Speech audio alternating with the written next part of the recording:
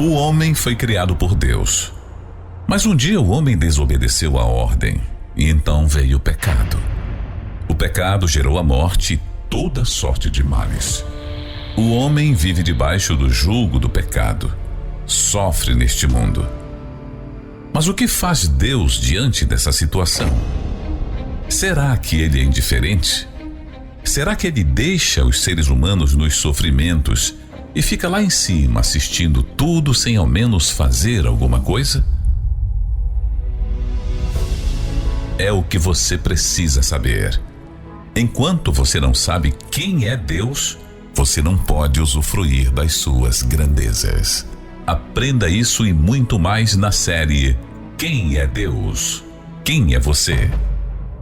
Quem é Deus e quem é você? Bem, depois que nós sabemos da verdade, não temos desculpas, porque temos conhecimento da verdade. E é isso que Jesus fala. Ouça o que ele diz. Lembrai-vos da palavra que vos disse. Não é o servo maior do que o seu senhor. Se a mim me perseguiram, também vos perseguirão a vós. Se guardaram a minha palavra, também guardarão a vossa. Jesus lembra aos seus discípulos que ele, sendo servo, ele se colocando como servo, ele foi perseguido. E ele é o Senhor, porque ele deu a vida por nós, e nós, hoje, estamos na condição de servos. E nós não somos maiores do que o nosso Senhor Jesus. Não, não. Se aconteceu com o Senhor Jesus a perseguição, também vai acontecer com aqueles que seguem Jesus. Assim como guardaram as palavras dele, também guardarão a nossa. Mas tudo isto vos farão por causa do meu nome, disse Jesus, porque não conhecem aquele que me enviou. Toda perseguição que você sofre por parte dos religiosos, daqueles que não conhecem a verdade, é porque eles não conhecem a Deus. Não conhece a Deus e por isso perseguem aqueles que vivem na verdade. Nós falamos sobre isso ontem.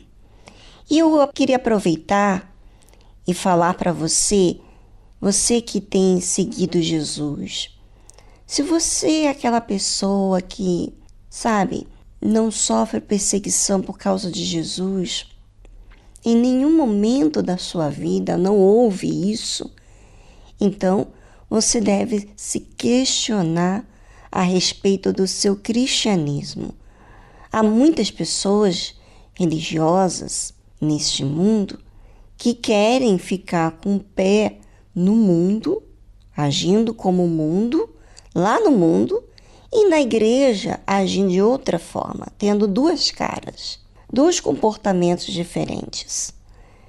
E na verdade essas pessoas estão se auto-enganando, porque quando você assume a sua fé não é só na igreja. Você assume a sua fé entre os seus familiares, no seu trabalho, na escola, nos seus estudos, na faculdade. E, obviamente, quando você assume a sua fé, você não é amado.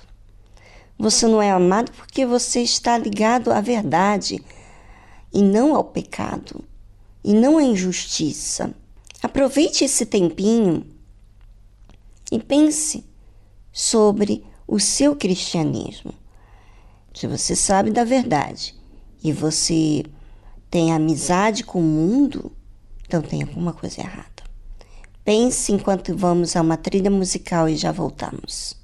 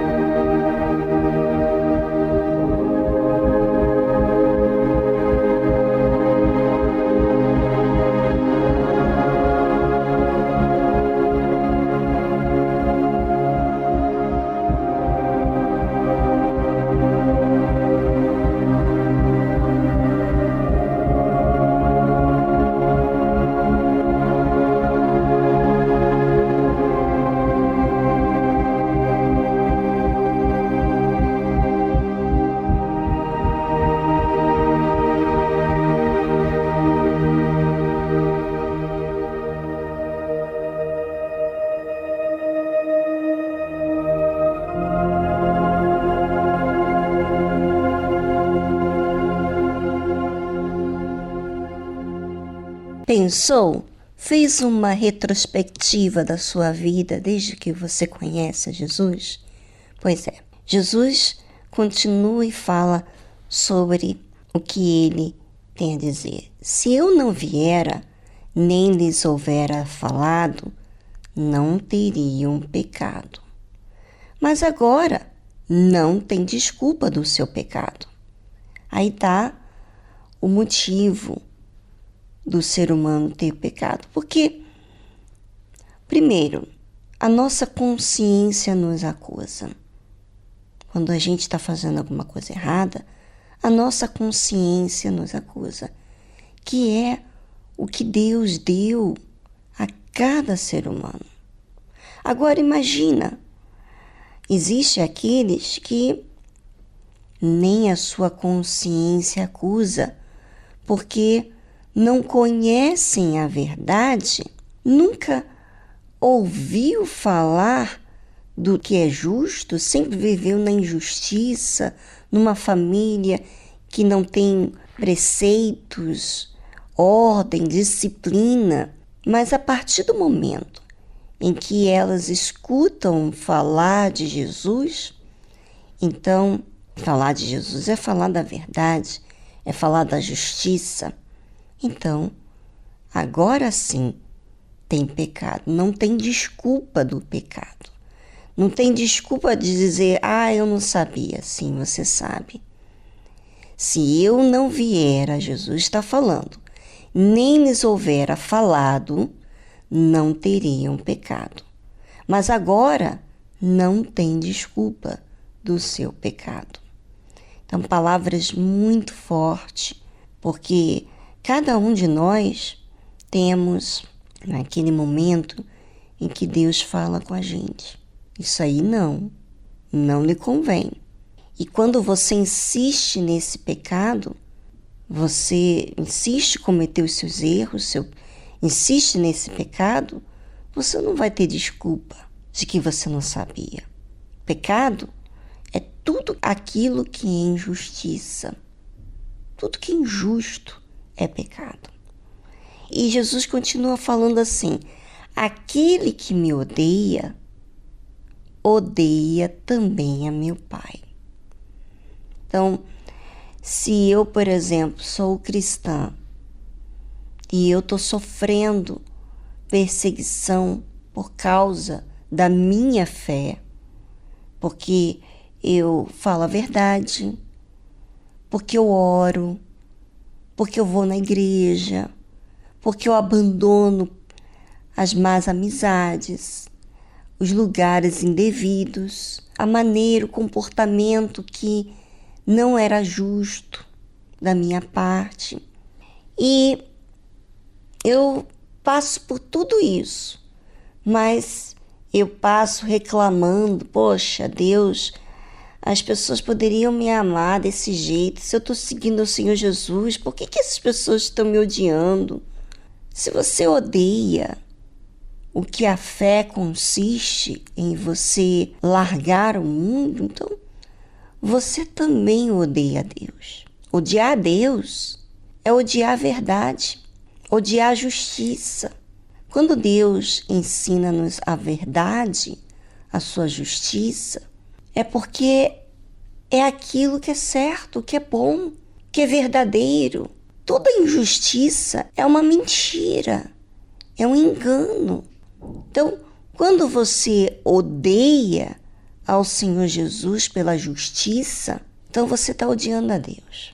Se você, por exemplo, odeia o fato de você passar perseguição, ficar sozinha, você odeia é que você fica com raiva de Deus. Você fica com raiva daquilo que você tem que passar. Não, eu entendo. A partir do momento que eu entendo que o Senhor Jesus deu a vida por mim, Ele me mostrou o meu pecado, eu estava condenada. Imagina, Ele me mostrar o que é justo e eu odiar o que é justo. Eu estou odiando a Deus. Então, muitas pessoas, elas não lidam bem com a verdade, com a justiça. E o que elas estão fazendo? Elas estão odiando a Deus. Por isso que se você não soubesse da verdade, se você não soubesse do que é justo, então você não teria pecado. Mas porque você já sabe, então agora sim, você tem pecado quando você sabe a verdade e você quer viver a mentira. Sabe o que é justo e você quer viver na injustiça. Sabe que você tem que ser fiel à sua esposa, ao seu marido, e você quer ainda flertar, você ainda curte o pecado, você curte o mal. Então, você quer viver na gandaia, você quer viver no erro. Você não quer Jesus, você odeia a verdade. Essas pessoas que odeiam a verdade, odeiam a Deus, são as que perseguem aqueles que vivem na justiça. E você, de que lado você está?